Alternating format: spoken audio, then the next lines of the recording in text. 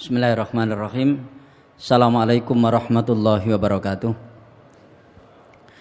Alhamdulillahi rabbil alamin wa bihi nasta'inu ala umurid dunya waddin.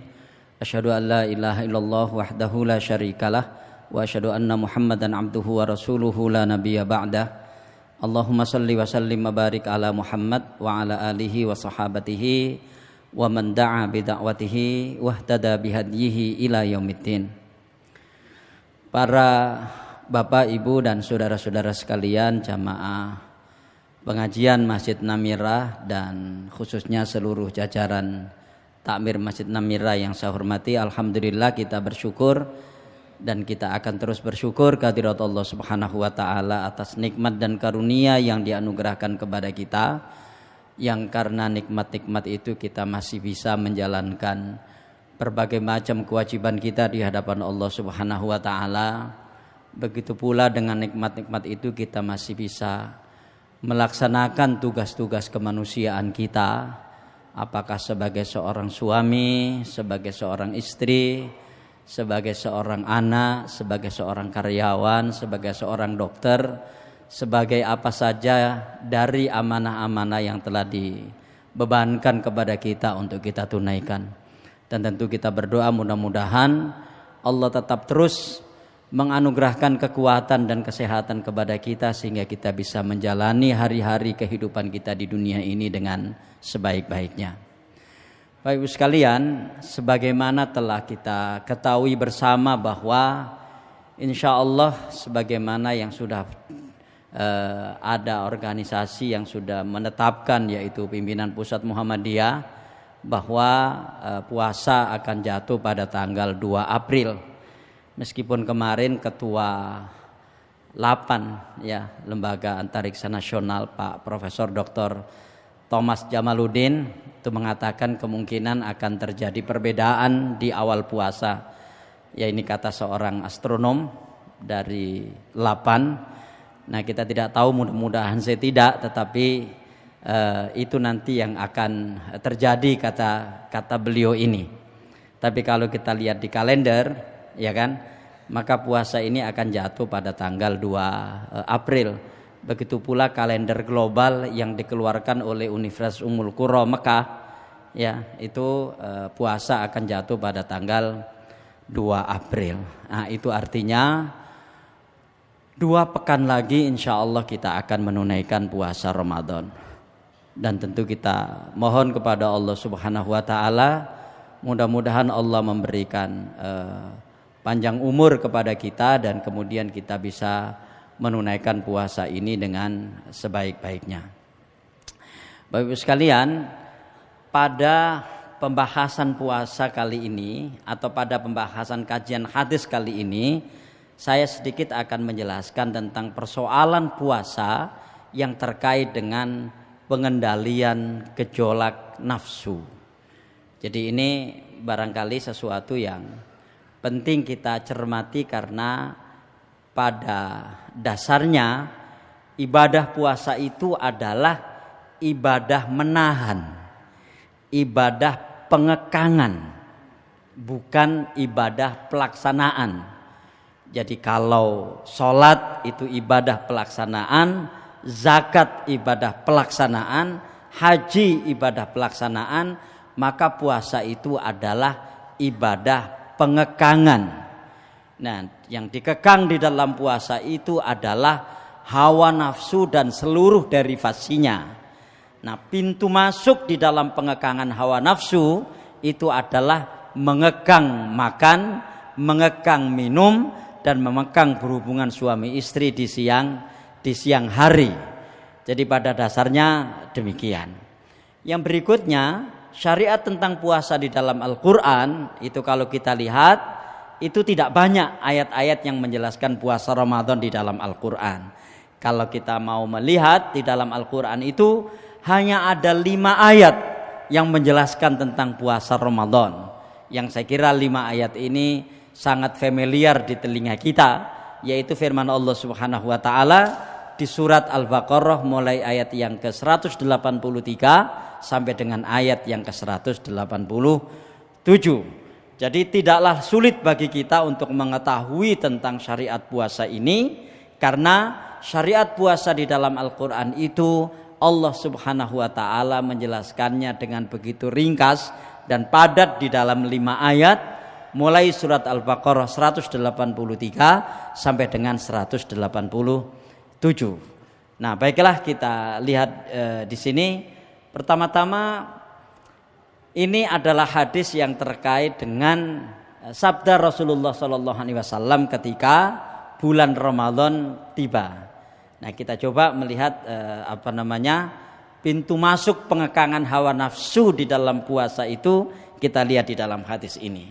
Qala Rasulullah SAW, ini dari Abu Hurairah, ya, Rasulullah SAW bersabda, yubashiru ashabahu, ketika beliau memberikan kabar gembira kepada para sahabatnya. Jadi Rasulullah SAW bersabda, memberikan kabar gembira kepada para sahabatnya akan datangnya bulan Ramadan, maka beliau mengatakan, qad ja'akum syahru Ramadan, sungguh telah datang kepada kalian bulan Ramadan, syahrun mubarak, bulan yang diberkahi. Sekalian, kalau kita mau melihat gaya bahasa ini, maka cara Rasulullah SAW memberitahu kita, ya, memberitahu para sahabatnya waktu itu akan datangnya bulan Ramadan, itu dengan kalimat, ya, dengan kata-kata yang kata-kata itu akan menjadikan orang itu harus menoleh, orang itu harus memperhatikan. Coba kita lihat di situ. Beliau tidak mengatakan ja'akum Ramadan, tapi diawali dengan kata-kata qad ja'akum Ramadan, ya, yang artinya adalah sungguh telah datang kepada kalian Ramadan. Nah, ini saya kira juga menjadi penting buat kita semuanya, bahwa datangnya bulan Ramadan ini adalah sesuatu yang memang memberikan nilai lebih bagi orang-orang mukmin ini untuk memperhatikan, ya, memberikan nilai lebih pada orang-orang mukmin untuk memperhatikan. Kemudian berikutnya syahrun mubarak, bulan yang diberkahi.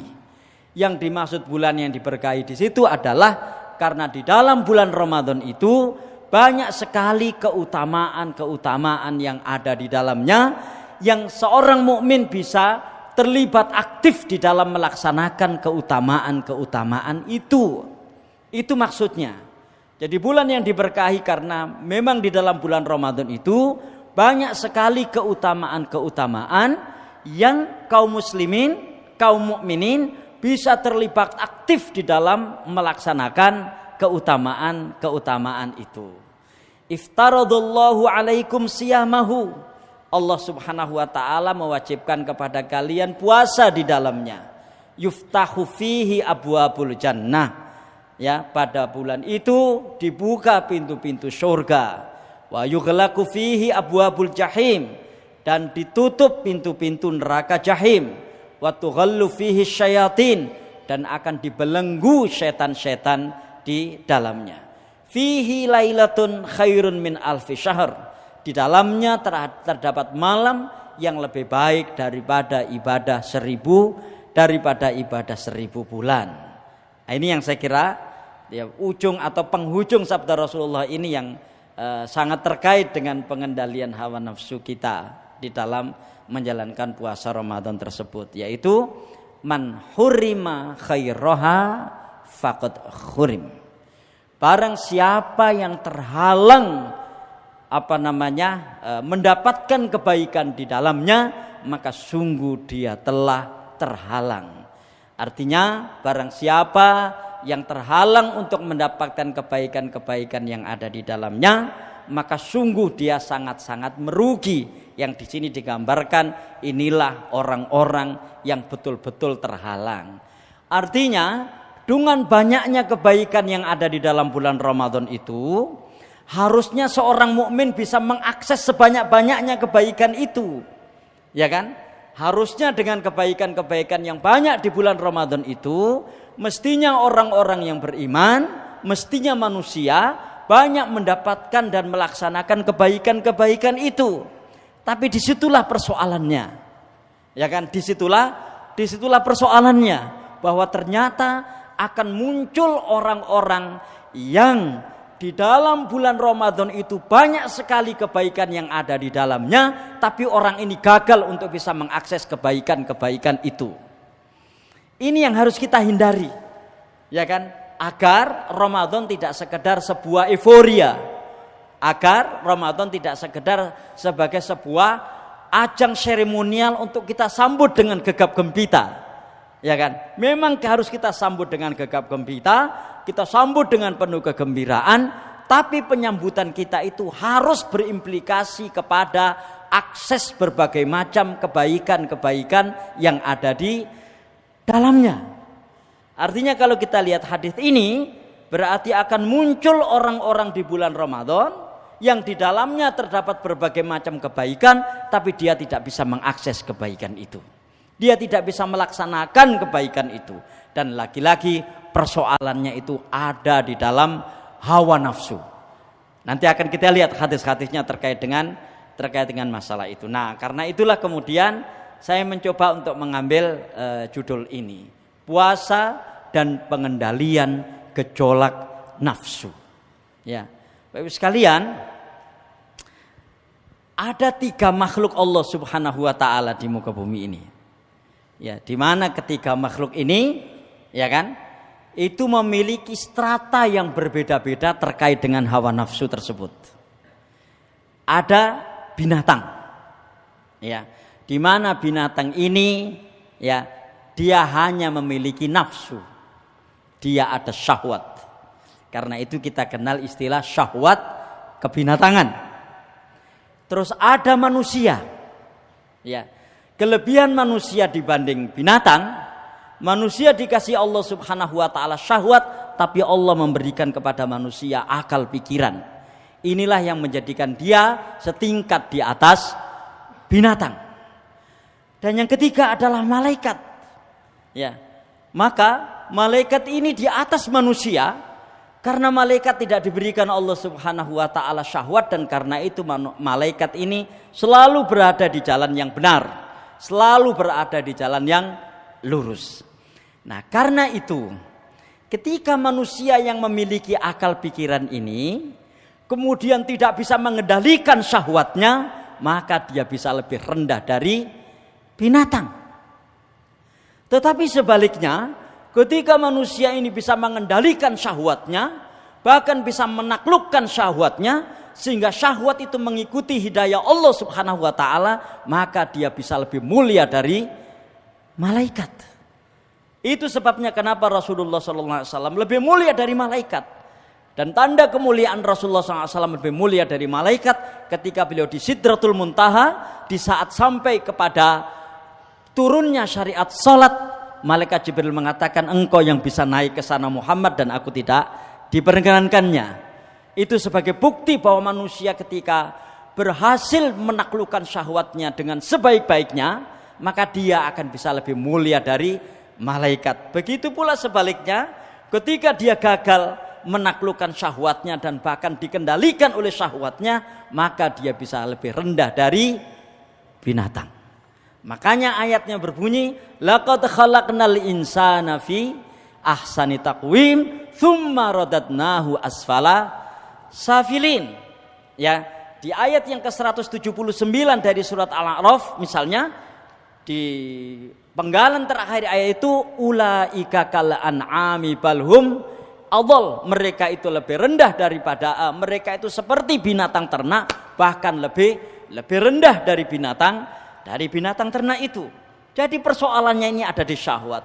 Tapi manusia butuh syahwat. Karena syahwat inilah dia akan memiliki inovasi. Syahwat itu pula yang menjadikan dia memiliki kreativitas. Syahwat ini pula dia memiliki angan-angan dan cita-cita yang tinggi. Tetapi itu harus dikendalikan.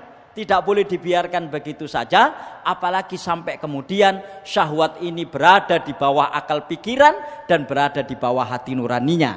Itu yang tidak boleh. Nah, sekalian, ibadah yang sangat efektif untuk bisa mengendalikan syahwat ini adalah puasa. Nah, baik, kita lihat di sini beberapa hadis tentang pengendalian nafsu dengan puasa.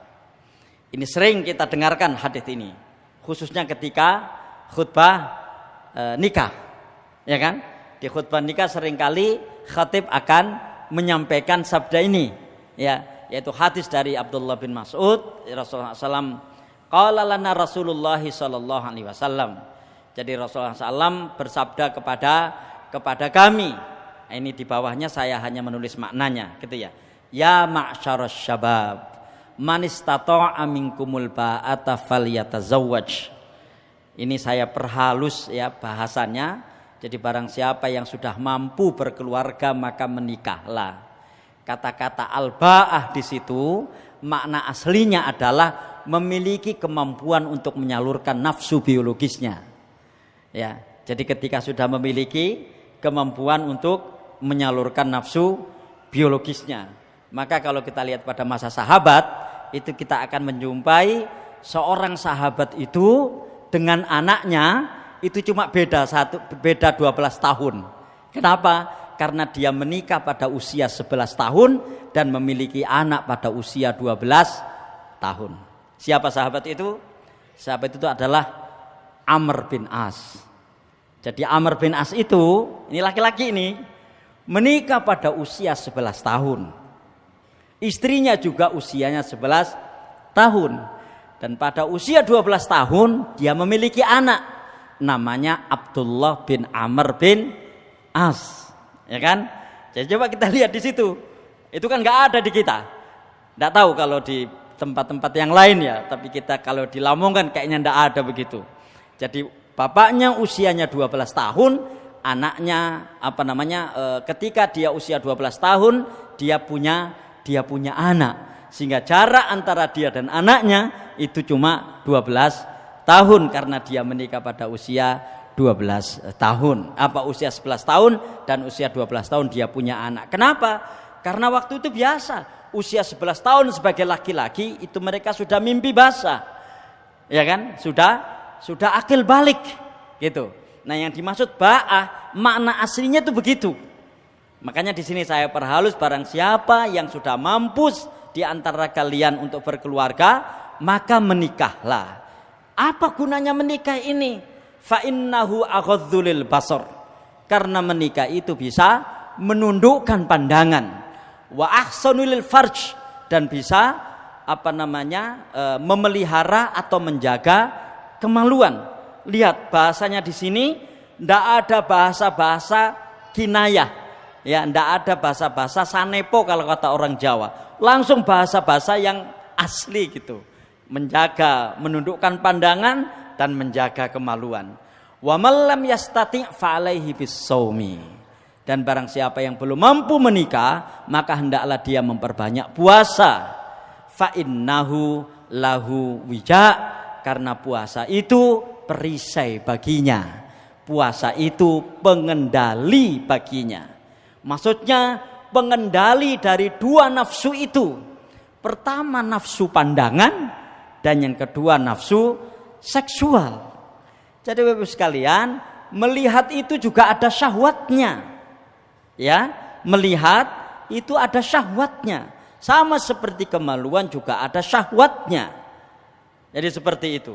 Nah, di sini disebut bahwa ketika orang itu belum mampu menikah, maka hendaklah dia memperbanyak puasa. Karena puasa itu pengendali. Nah, kalau kita lihat di sini Allah Subhanahu wa taala, Rasulullah SAW menyebutkan dua nafsu itu. Nafsu pandangan dan nafsu seksual. Ya, itu tadi. Bukankah kita banyak di ayat-ayat Al-Qur'an tentang persoalan menundukkan pandangan ini? Karena persoalan pandangan ini seringkali menjadi pintu masuk bagi seseorang, naudzubillah, untuk melakukan hal-hal yang terkait dengan penyimpangan seksual. Makanya di surat An-Nur ayat yang ke-30 dan 31 itu di sana ada perintah menundukkan pandangan. Di ayat yang ke-30 yang diperintahkan menundukkan pandangan adalah para muslim mukmin laki-laki. Dan di ayat yang ke-31 yang diperintahkan menundukkan pandangan adalah para kaum mukminin dan para mukminat atau kaum perempuan gitu. Nah, lihat di ayat ini. Apa di hadis ini? Man lam yada' qaulaz zuri wal amala bihi falaisa lillahi hajatun fi an yada'a ta'amahu wa syarabahu. Barang siapa yang tidak meninggalkan perkataan dusta malah mengamalkannya, maka Allah tidak butuh dari rasa lapar dan haus yang dia tahan. Maksudnya ya, Allah tidak lagi akan mau membalas lapar dan dahaganya. Nafsu apa ini? Ini adalah nafsu berbicara, syahwatul kalam. Ya, syahwat berbicara. Gitu. Nah, sekalian, ini pada poin yang kedua ini mungkin kita juga sudah sering menjelaskan tentang persoalan yang membahayakan orang manakala dia tidak bisa mengendalikan kata-kata yang keluar dari mulutnya. Ya. Nah, pada puncaknya kegagalan orang di dalam menahan nafsu ketika berpuasa itu ini. Rubba shaimin laisa lahu min siyamihi illal ju' wa rubba qaimin laisa lahu min qiyamihi illas sahr. Betapa banyak orang yang berpuasa ya, tidak ada bagian dari puasanya melainkan lapar, dan betapa banyak orang yang bangun beribadah pada malam hari ya, tapi tidak ada bagian darinya dari bangun malamnya itu kecuali begadang. Puncak dari kegagalan seseorang di dalam mengendalikan nafsunya ketika berpuasa ini ya.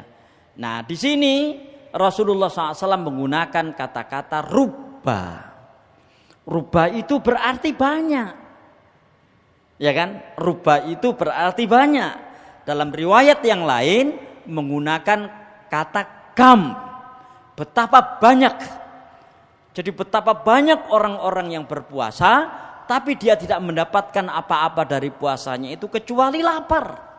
Betapa banyak orang-orang yang bangun malam, ya kan? Tapi dia tidak mendapatkan apa-apa dari bangun malamnya itu kecuali begadang. Puncak bagi seseorang yang tidak bisa mengendalikan hawa nafsunya ketika berpuasa itu ini. Nah, sekalian, saya tidak tahu persis, mudah-mudahan penafsiran saya ini salah, gitu ya, mudah-mudahan salah. Tapi saya kira ini juga ada potensi benarnya, bahwa artinya yang bisa menundukkan pandangan, yang bisa mengendalikan nafsu seksual, yang bisa mengendalikan nafsu yang terkait dengan mulutnya, yang bisa mengendalikan nafsu yang terkait dengan perutnya ketika berpuasa, dengan adanya hadis ini itu berarti tidak banyak. Ya, itu berarti tidak banyak, karena ternyata kata-kata banyak itu ditaruh di dalam hadis ini. Ya, berapa banyak orang yang berpuasa tapi puasanya hanya dapat lapar.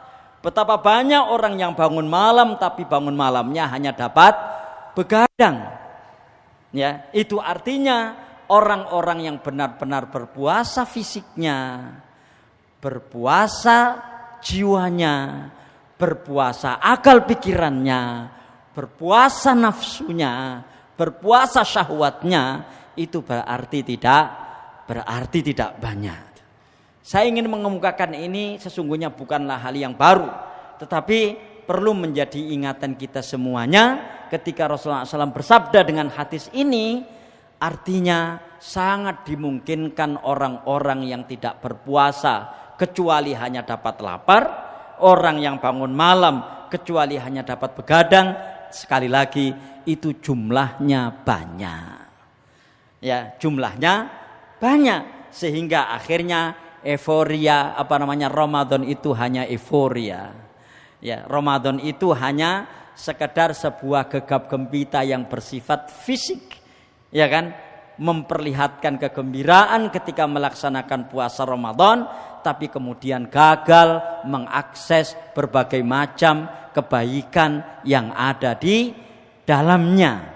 Gagal di dalam melaksanakan berbagai macam keutamaan yang ada di dalamnya. Nah, sekalian, apalagi sekarang ini kita hidup atau bulan Ramadan tahun ini adalah bulan Ramadan, wallahu alam bisawab, ini menurut saya mudah-mudahan tidak salah, adalah bulan Ramadan tahun ini itu masih bulan Ramadan yang terkait dengan persoalan krisis. Ya kan? Krisis, dan paling tidak ada 3 hal ya yang kita jumpai bulan Ramadan pada tahun ini. Pertama, krisis ekonomi, yang kedua wabah yang belum berhenti, dan sekarang masih ada, sudah mulai ada perang di belahan dunia sana. Kita tidak, atau mungkin ada yang mengatakan, apa sih Pak urusannya perang yang ada di sana? Oh, ada urusannya. Semua perang yang terjadi di sebuah negara itu pasti akan berdampak ke negara lainnya, ya kan? Apalagi yang perang sesungguhnya yang sekarang sedang terjadi di Rusia dan Ukraina ini, itu adalah perang adidaya, perang antara dua negara adidaya. Ya, pada dasarnya yaitu Rusia dan Amerika. Ya, dan Amerika menggunakan Ukraina sebagai proxy war gitu ya, sebagai collateral damage untuk ditaruh di garda depan melawan Rusia. Dan ketika dua negara ini berperang, itu kan sudah tidak ada wasitnya. Yang mendirikan PBB itu mereka ini semuanya. Mana berani PBB melakukan menengahi perang itu. Makanya sekarang kalau kita lihat PBB itu hanya seperti lembaga statistik, yang mengungsi sekian juta, yang meninggal sekian juta itu diumumkan oleh PBB. Nah, apa kaitannya dengan kita? Ramadan yang kita akan jalani sekarang ini, ya kan, adalah Ramadan dengan kondisi seperti itu. Belum lagi pada saat yang bersamaan, semua kita juga tahu negara kita sekarang ini juga bukan negara yang baik-baik saja. Bahkan negara yang sedang tidak baik-baik saja. Ya barangkali ini ada ibu-ibu di belakang ini. Ya, betapa mereka sudah mulai merasakan kesulitan dengan minyak goreng misalnya. Ya, sudah seperti itu ramenya. Pada saat yang sama para pemimpin ini membuat kebijakan-kebijakan yang orang itu juga jengah, itu apa sih maksudnya? Ada ngumpulkan kendi Indonesia ditaruh di sana misalnya. Ya. Jadi kan kita juga kebingungan, ini apa ini? Gitu. Apakah kita mau dibawa kepada alam metaverse dan metafisik sekaligus? Kita nggak tahu. Di bulan Ramadan tahun ini kita sedang menghadapi situasi seperti itu. Belum lagi pada saat yang sama muncul oknum pemimpin yang nggak baik dalam memimpinnya, tapi minta penambahan jabatan misalnya. Ya, akhirnya kan kebingungan kita itu. Ini apa sesungguhnya yang terjadi? Loh, yang mengagetkan kita pada saat yang bersamaan, lu kok berani-beraninya mengatasnamakan rakyat bahwa para pemimpin ini minta ditambah jabatannya dengan membuat baliho ini harapan rakyat. Rakyat yang mana? Saya kira nggak ada yang setuju di Masjid Namira ini, ya kan? Dalam kondisi seperti itulah Ramadan ini tiba. Mau tidak mau, pasti akan berpengaruh terhadap kita semuanya ini. Nah, itulah Bapak sekalian. Makanya kalau memang kita tidak memahami benar persoalan-persoalan seperti itu, maka menahan diri untuk tidak melakukan hal-hal yang salah terkait dengan masalah-masalah seperti itu bukan sesuatu yang mudah. Ya kan? Nah, ini di bulan Ramadan tahun ini kita menghadapi situasi itu. Ya, kita menghadapi situasi itu. Makanya jangan sampai gara-gara situasi-situasi seperti itu, naudzubillah min dzalik, ya kan? Kemudian muncul hadis ini. Jangan sampai ketika terjadi situasi-situasi seperti itu, kemudian naudzubillah min dzalik, mudah-mudahan kita tidak termasuk yang ada di dalam hadis ini. Karena hadis ini muncul, Bapak sekalian, akan terjadi di dalam diri orang-orang yang dipengaruhi dengan berbagai macam kondisi yang ada di sekitarnya. Dengan adanya kondisi yang ada di sekitarnya itulah, dan kemudian dia tidak bisa mensikapinya dengan bijak, ya kan? Tidak bisa mensikapinya dengan bijak, naudzubillah, tsumma naudzubillah, akan terjadi seperti ini. Rubba shaimin laisa lahu min siyamihi illal ju' wa rubba qaimin laisa lahu min qiyamihi illas sahr. Ya, jadi betapa banyak orang yang berpuasa tapi puasanya hanya mendapatkan dahaga, hanya mendapatkan lapar, dan betapa banyak orang yang bangun malam di mana bangun malamnya hanya akan mendapatkan begadang saja. Nah, Apa yang harus kita lakukan? Ya, apa yang harus kita lakukan di dalam bulan Ramadan nanti? Mudah-mudahan kita bisa mengendalikan hawa nafsu kita dan kita tidak termasuk di dalam hadis ini. Ya, maka saya hanya menawarkan ide satu saja. Mari kita fokus kepada amal-amal utama di bulan Ramadan ini. Jadi kita fokus di dalam amal-amal utama. Apa amal-amal utama itu? Ya, mungkin kita bisa menambahnya, ya. Tapi di sini saya menjelaskan ada 11 amal utama di bulan Ramadan itu. Ya, ada 11 amal utama di dalam bulan Ramadan itu. Wallahu a'lam bishawab. Mudah-mudahan dengan konsentrasi kita dengan amal-amal utama ini, ya kan, kita akan bisa mengarahkan segenap daya upaya kita untuk hanya memproduksi kebaikan di bulan Ramadan. Ya, mudah-mudahan dengan fokus kita di amal-amal utama ini, ya, kita akan bisa mengerahkan daya upaya kita untuk hanya memproduksi kebaikan dan meminimalisir sebisa mungkin berbagai macam dosa dan kemaksiatan. Kenapa? Karena dengan bulan Ramadan yang banyak sekali kebaikan yang ada di dalamnya, ya kan? Harusnya orang itu bisa melakukan banyak kebaikan, ya kan?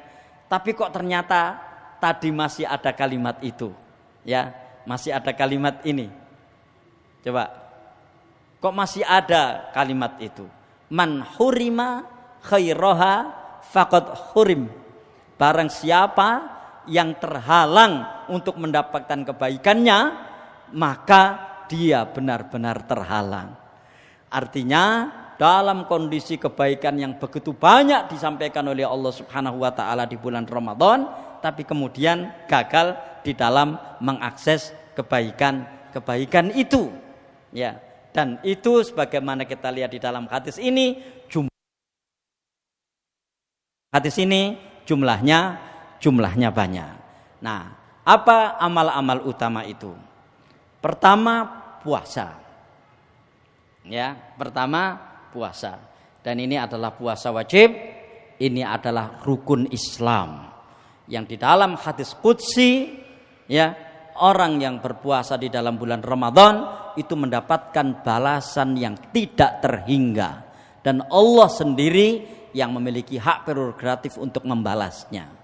Maka di hadis itu, ya, di hadis qudsi itu Allah Subhanahu wa taala berfirman, kullu amali bani adam lahu illa siyam fa innahu li wa ana ajzi bihi. Semua amal perbuatan anak Adam itu untuk dirinya kecuali puasa.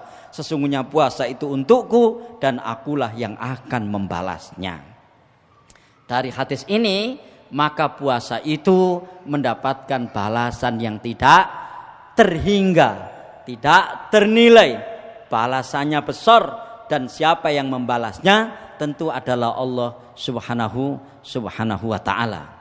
Itu yang pertama. Nah, Bapak Ibu sekalian, dari sinilah kemudian barangkali ada yang nanti sempat lihat di dalam Al-Qur'an, ya, bahwa untuk syariat puasa itu Allah menggunakan kata kutiba, ya kan? Makanya bunyi ayatnya adalah ya ayyuhalladzina amanu kutiba alaikumus syiyam. Proses pensyariatan sebuah amal ibadah di dalam Al-Quran yang menggunakan kalimat kutiba itu cuma 4. Cuma 4. Yang pertama kisos. Ya, di ayat yang ke-177. Ya ayyuhalladzina amanu kutiba alaikumul qisasu fil qatla. Kisos, ya. Yang kedua wasiat. Ya, kutiba alaikum idza hadara ahadakumul mautu al wasiyah.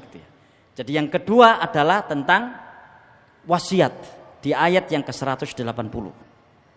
Kemudian yang ketiga, nah ini puasa di ayat yang ke-183. Ya ayyuhalladzina amanu kutiba alaikumus syiyam. Dan yang keempat adalah syariat perang di ayat yang ke-212. Kutiba alaikum, ya, kutiba alaikumul qital fahuwa kurhun lakum. Jadi ya, ketika saya mencoba untuk membaca penjelasan para ulama terkait dengan masalah ini, puasa pada dasarnya itu adalah syariat yang berat. Ya, waktu itu syariat yang berat. Mungkin kita biasa-biasa saja. Ya kan? Kenapa? Karena memang durasi waktu kita, ya kita ini hidup di negara tropis. Dan karena hidup di negara tropis, enggak terlalu panas, juga enggak terlalu dingin. Kemudian durasi siang dan malamnya itu hampir sama. Ya, paling lama puasa kita ini 14 jam. Itu sudah paling lama, sejak terbit fajar sampai dengan terbenamnya matahari. Tapi tahukah kita di negara-negara lain yang dimana panas mereka lebih panjang daripada malamnya ketika musim panas, dan malam mereka lebih panjang ketika musim dingin misalnya. Ketika musim dingin mungkin enak orang itu berpuasa karena siangnya cuma sebentar. Tapi musim dingin bagi mereka itu juga bukan sesuatu yang mudah. Bagaimana negara-negara yang dekat dengan kutub utara misalnya, maka dingin mereka itu bisa sampai 30 sampai 40 derajat di bawah nol, dan itu dingin sekali. Ya, bayangkan bagaimana mereka wudhu di cuaca dingin seperti itu. Ya, yang kata teman-teman itu anekdotnya, ya, sampai ketika orang itu pilek misalnya dan mengeluarkan ingus, belum sampai ingus itu tumpah sudah menjadi es di ujung hidungnya. Ya, jadi langsung jadi es gitu. Kenapa? Memang dingin sekali. Orang tiap pagi itu harus mencangkul es di depan rumahnya agar dia bisa mengeluarkan mobilnya misalnya. Ya kan? Apalagi kalau musim panas. Musim panas misalnya di daerah kutub itu siangnya panjang. Di negara-negara yang dekat dengan kutub itu siangnya panjang, kayak Rusia, kayak Finlandia, Swedia, atau negara-negara Eropa pada umumnya. Dan di sana juga populasi kaum muslimin semakin lama juga semakin bertambah. Ketika musim panas itu mereka puasanya lama. Ya, mereka puasanya lama. Ya, biasa mereka itu malamnya cuma 4 jam misalnya. Jadi puasanya 20 jam. Dan 4 jam itu untuk semuanya. Untuk berbuka, untuk sholat maghrib, untuk sholat isya, untuk sholat tarawih, untuk tadarus Al-Quran. Ya kan? Untuk sahur, untuk sholat subuh. Ya, bayangkan seperti itu misalnya. Nah sekalian, jadi makanya firman Allah subhanahu wa ta'ala, ya ayyuhalladzina amanu kutiba alaikumussyam. Jadi bayangkan, untuk menahan lapar dan dahaga saja dalam kondisi musim seperti itu mereka mengalami kesulitan yang luar biasa, bagaimana lagi dengan menahan yang lainnya.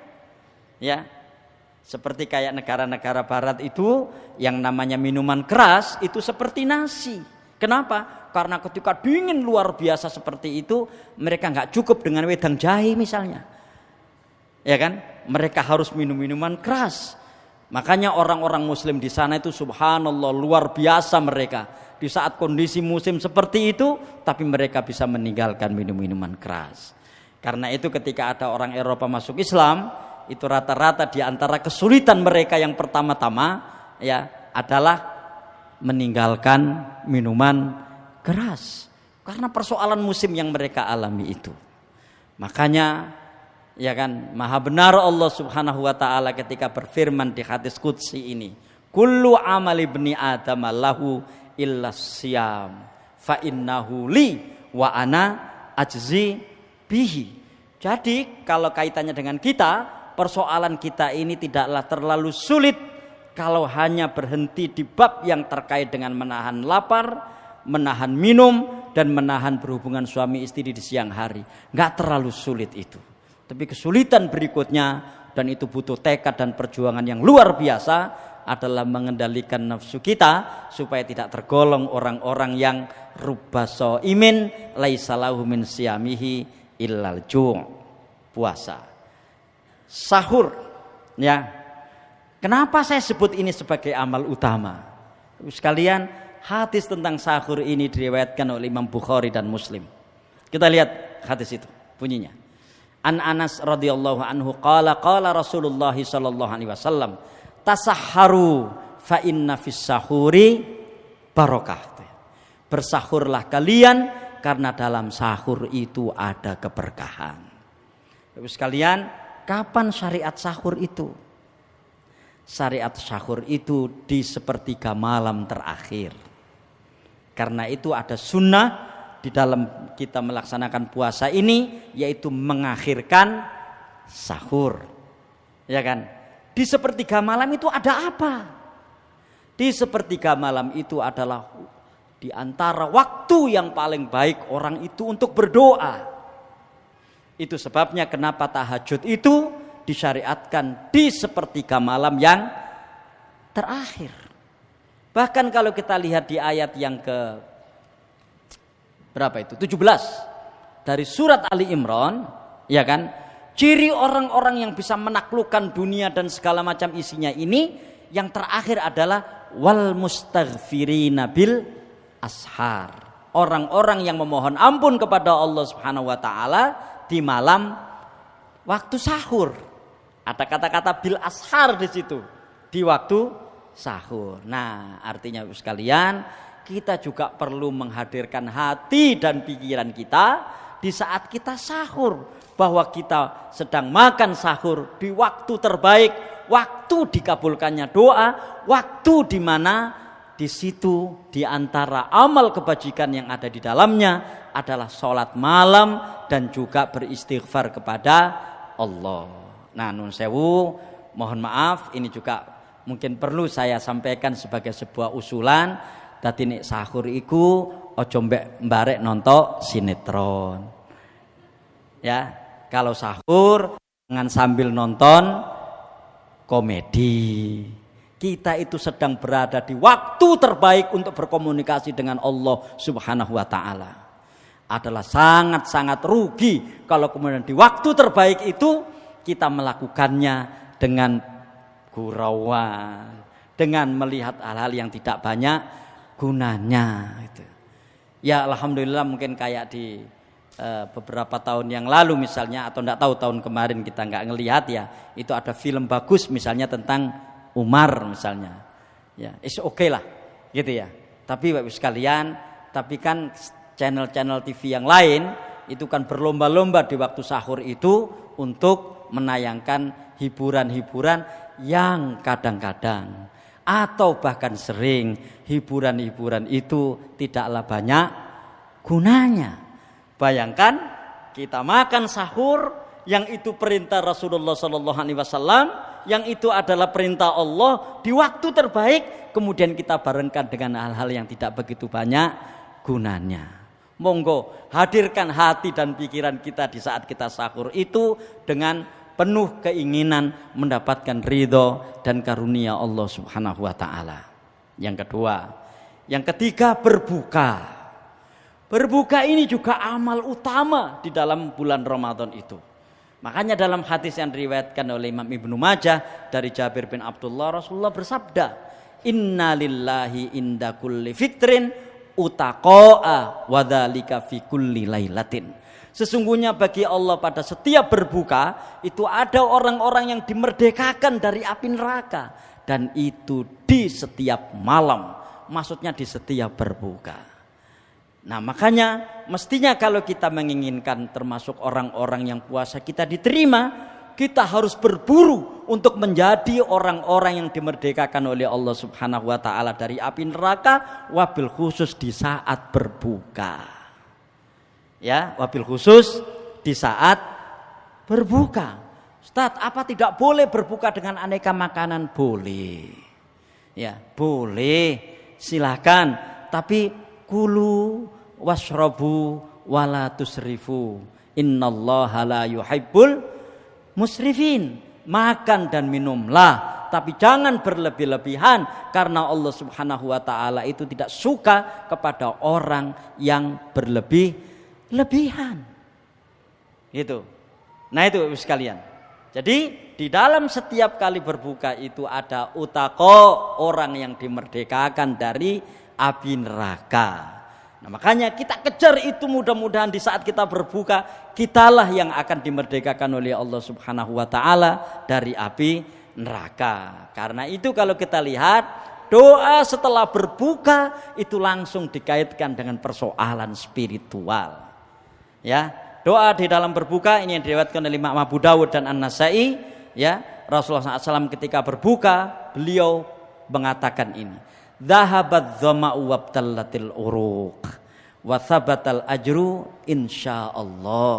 Ya, telah hilang dahaga, telah basah kerongkongan, semoga ada pahala yang ditetapkan jika Allah Subhanahu wa taala menghendaki. Jadi kita lihat bagaimana di dalam berbuka puasa ini persoalan material yang terkait dengan makan dan minum dialihkan ke persoalan spiritual yang terkait dengan mendapatkan pahala dari Allah Subhanahu wa taala. Nah, itu sekalian, ya. Jadi yang ke berapa tadi? Yang ketiga adalah berbuka puasa. Yang keempat, memberi berbuka. Ya, ini saya kira sudah terbiasa juga kita lakukan, dan insya Allah ketika ada berbuka puasa kok sepertinya tidak akan kita ketemu, ya tidak akan kita temui orang-orang yang menolak ketika dimintai berbuka. Karena ternyata memberi berbuka ini juga termasuk amal utama di dalam bulan Ramadan. Man fattara shaiman kana lahu mithlu ajrihi ghaira annahu la yanqusu min ajri shaimi syai'an. Barang siapa memberikan buka orang yang berpuasa, maka baginya pahala seperti orang itu tanpa mengurangi pahala orang yang berpuasa sedikit pun. Ya, artinya orang yang berpuasa kemudian diberi berbuka, maka yang memberi berbuka ini mendapatkan pahala dari puasanya orang yang dikasihkan berbuka tersebut, sementara orang yang berpuasa tidak berkurang puasanya pahala puasanya sedikit pun. Maka kita lakukan ini, ya, semampu kita tentunya, ya sekalian. Karena saya kira ketika di bulan Ramadan bab-bab seperti ini akan banyak terjadi, gitu ya. Lagi-lagi kita kembali kepada yang pertama tadi, bahwa ini semua kita lakukan agar jangan sampai, ya kan, di bulan Ramadan itu ada waktu-waktu atau ada amal-amal yang tidak fokus kepada penaklukan hawa nafsu. Baik, yang keberapa tadi? Kelima. Berikutnya sholat tarawih. Dan semua kita sudah tahu ini. Dan Bapak sekalian, sholat tarawih itu di dalam bulan Ramadan itu semua ulama sepakat hukumnya adalah sunnah muakkadah, sunnah yang dikuatkan. Artinya dia tidak wajib. Tapi terkait dengan keutamaannya, itu disamakan oleh Rasulullah SAW di dalam hadis ini, disamakan dengan puasa yang wajib. Kita sering mendengarkan sabda Rasulullah, man shoma ramadhana imanan wa ihtisaban ghufira lahu ma taqaddama min dzambih. Dan ternyata di dalam salat tarawih juga begitu. Man qoma ramadhana imanan wa ihtisaban ghufira lahu ma taqaddama min dzambih. Barang siapa melakukan qiyam Ramadan karena iman dan mencari pahala, maka akan diampuni dosa-dosanya yang telah lalu. Ya, insya Allah persoalan yang terkait dengan lamanya sholat tarawih sudah kita selesaikan. Artinya insya Allah kita sudah biasa berlama-lama di dalam melaksanakan sholat tarawih. Apalagi sekarang ini beberapa masjid, termasuk masjid yang kita cintai ini, imamnya adalah imam-imam yang pilihan, agar yang mendengarkan itu bisa khusyuk di dalam merenungkan apa yang menjadi bacaan imam tersebut, begitu. Ya, meskipun mungkin biasanya nanti ya menjelang puasa Ramadan atau di tengah-tengah puasa Ramadan itu pasti akan muncul WA lagi itu yang sholat 23 rakaat selama 7 menit itu ya. Di mana itu kita nanti pasti akan muncul lagi itu. Yang ya kita nggak tahu, waktu itu MUI Jawa Timur juga sudah mengingatkan bahwa tidak seperti itu sholat tarawih. Nah itu sekalian, ya makanya kita bersandar pada hadis Rasulullah SAW, ya yang disampaikan oleh Aisyah tentang sholat tarawihnya Rasulullah itu, la tas'al husnahunna wa tulahunna. Kamu jangan tanyakan ya baiknya 11 rakaat yang dilakukan Rasulullah itu, dan jangan tanya panjangnya. Ya, artinya adalah panjang sholat tarawih itu, dan insya Allah kita sudah terbiasa itu. Berikutnya tadarus Al-Quran. Ya, anna Jibril kana yalqa Rasulullah yalqa Nabiy sallallahu alaihi wasallam fi kulli lailatin min Ramadan fayudarisuhul Quran. Sesungguhnya Jibril bertemu Nabi sallallahu alaihi wasallam setiap malam di bulan Ramadan dan membacakan Al-Quran kepadanya. Bapak sekalian, kita perbanyak tilawah Al-Quran karena Ramadan itu syahrul Quran. Syahrul Ramadan alladzi unzila fihil Quran. Kalau perlu kita pasang target ya, di dalam bulan Ramadan itu kita bisa khatam berapa kali. Kalau kita mengikuti one day one juz misalnya, maka minimal kita sebulan Ramadan itu khatam sekali. Tapi barangkali bisa kita tingkatkan. Atau kalau tidak, maka jangan sekali-kali ada hari berlalu di bulan Ramadan tanpa membaca Al-Quran, karena itu nanti akan menjadi kebiasaan kita setelah bulan Ramadan. Karena ini juga termasuk amal utama yang terkait dengan bulan Ramadan. Berikutnya perbanyak doa. Ya, kita perbanyak doa. Keseluruhan bulan Ramadan itu adalah waktu-waktu dikabulkannya doa. Ya. Innalillahi fi kulli yaumin itqa'a minan nar fi syahri Ramadan wa inna likulli muslimin da'watan yad'u biha fayastajibu lahu. Ya. Sesungguhnya Allah Subhanahu wa taala membebaskan beberapa orang dari api neraka pada setiap hari di bulan Ramadan, dan setiap muslim apabila dia memanjatkan doa maka akan dikabulkan.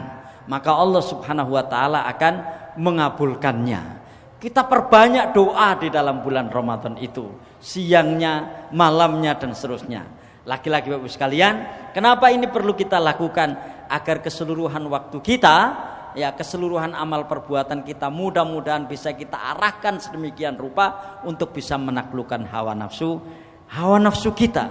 Dan ada yang menarik tentang doa ini, ya, ada yang menarik tentang doa ini. Sebagaimana yang saya sampaikan tadi bahwa ya kan 5 ayat yang menjelaskan tentang puasa itu ada di 183, 184, 185, 186 dan 187 dari surat Al-Baqarah. Tapi tahukah kita dari 5 ayat ini ternyata di tengah-tengahnya itu ada ayat yang menjelaskan doa. Yang di dalam bunyi ayat yang menjelaskan doa, di tengah-tengah ayat-ayat yang menjelaskan puasa, itu seolah-olah nggak ada hubungannya dengan puasa, dan nggak ada disebut puasa di situ, ya kan? Dan di ayat itu adalah ayat yang ke-186, Allah Subhanahu wa taala berfirman di ayat itu, ya kan? Wa idza sa'alaka ibadi anni fa inni qarib ujibu da'watad da'i idza da'an falyastajibuli wal yu'minu bi la'allahum yarsyudun. Ayat 185-nya menjelaskan puasa, ayat 187-nya menjelaskan puasa, ayat 186-nya menjelaskan tentang doa. Wallahu a'lam bishawab. Inilah yang menunjukkan betapa memanjatkan banyak doa di dalam bulan Ramadan itu adalah bagian dari amal utama yang ada di dalam bulan itu. Dan Bapak sekalian, sesungguhnya orang yang memanjatkan doa kepada Allah itu dikabulkan atau tidak doanya saat itu sudah beruntung baginya.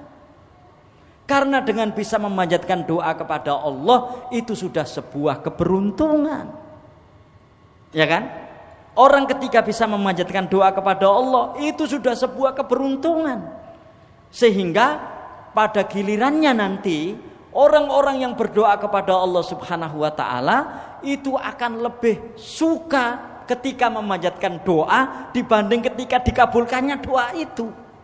Kenapa? Karena dengan berdoa kepada Allah Subhanahu wa taala, dia sudah bisa memposisikan dirinya sebagai hamba yang dekat dengan Khalik-Nya.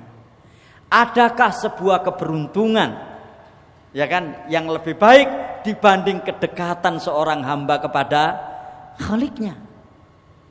Ya kan? Adakah keberuntungan yang lebih besar dibanding orang yang bisa dekat berkomunikasi antara seorang hamba dengan Khalik-Nya? Nah, itu sebabnya akhirnya ketika orang itu berdoa kepada Allah dengan sungguh-sungguh berdoa, maka dikabulkannya doa itu menjadi persoalan lainnya. Dia penting, tapi yang lebih penting adalah dia bisa dekat kepada Allah Subhanahu wa taala dengan memanjatkan doanya itu. Nah, mohon maaf, kira-kira kapan kita bisa memiliki kualitas itu gitu ya? Bahwa memanjatkan doa kepada Allah itu adalah sebuah keberuntungan yang kadang-kadang memiliki nilai lebih dibanding dikabulkannya doa itu. Nah, cuma kita ini kan sering tidak serantan, istilahnya kalau dalam bahasa Lamongannya gitu ya, pokok ini ndonga kudu nang dikabulno, ya kan?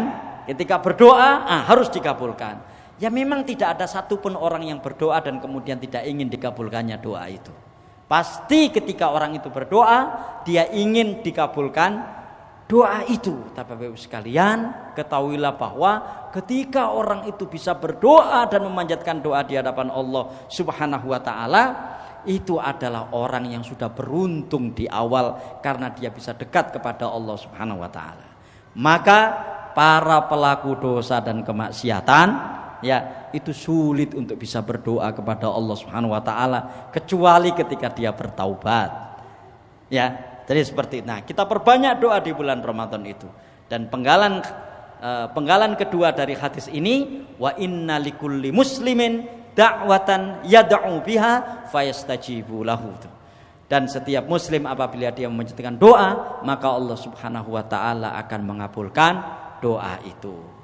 Berikutnya memperbanyak sedekah. Kana Nabi sallallahu alaihi wasallam ajwadan nasi bil khair wa kana ajwadu ma yakunu fi Ramadan.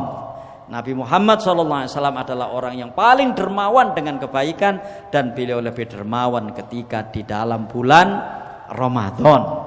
Kita perbanyak sedekah di bulan Ramadan itu dengan kemampuan kita masing-masing. Gitu ya. Artinya begini, mindset seorang mukmin ketika di bulan Ramadan itu adalah mindset memberi, bukan mindset menerima. Jadi marilah kita berusaha sekuat tenaga di bulan Ramadan itu, termasuk orang yang bersedekah dan bukan termasuk orang yang meminta sedekah. Ya, ini meminta sedekah untuk dirinya maksudnya. Bukan mengambil sedekah untuk masjid, mengambil sedekah untuk pesantren, itu lain lagi gitu ya. Ya kan? Itu lain lagi. Nah, mungkin mereka-mereka yang punya mental memberi, punya mental menerima ini, memang Ramadan itu akan digunakan sebaik-baiknya untuk bisa mendapatkan sedekah yang sebanyak-banyaknya. Nah, kita rubah mindset itu. Dan memang seorang mukmin itu mindsetnya itu harus itu. Mindset di dalam struktur berpikirnya itu adalah memberi, bukan menerima. Kenapa? Karena prinsipnya adalah al-yadul ulya khairun min al-yadis sufla. Tangan yang ada di atas itu lebih baik daripada tangan yang ada di bawah. Lah kalau dia menerima dari atas begini gimana Ustaz gitu ya? Kan dia tetap di atas gitu.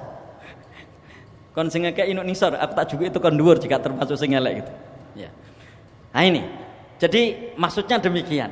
Sehingga Ramadan itu kita akan terlatih untuk menjadi orang-orang yang suka memberi dan bukan orang-orang yang suka meminta-minta. Gitu. Nah ini, berburu Lailatul Qadar dan Lailatul Qadar, dan saya kira semua kita sudah memahami ini. Taharraw lailatul qadri fil witri minal ashril awakhir min Ramadan. Ini hadis Bukhari. Carilah Lailatul Qadar itu dalam malam ganjil dari 10 hari terakhir di bulan Ramadan. Semua kita sudah tahu ini dan kita juga sudah melaksanakannya.